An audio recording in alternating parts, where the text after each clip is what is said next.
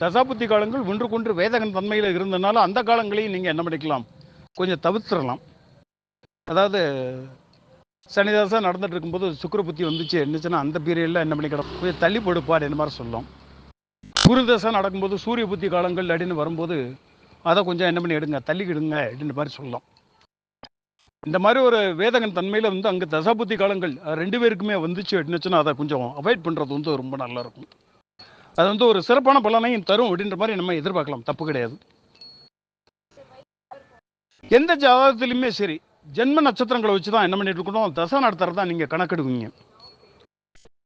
இதில் தாராபலன் பார்க்கும்போது பார்த்தீங்கன்னா சம்பத்து தாராவும் பரம மைத்திர தாராவும் எப்போதுமே சுபபலனை தரும் அப்படின்ற மாதிரி சொல்லும்போது இதில் தினப்ப பொருத்தம் வந்துடும். தாராபலன் பார்க்கும்போதே என்ன ஆயிட்டு இருக்குன்னா தினப்பொருத்தம் வந்துடும் அப்படின்றதுனால சம்பத்து தாராமையும் ரைட்டு அப்படின்ற மாதிரி சொல்லிடுவோம். பரம மைத்திர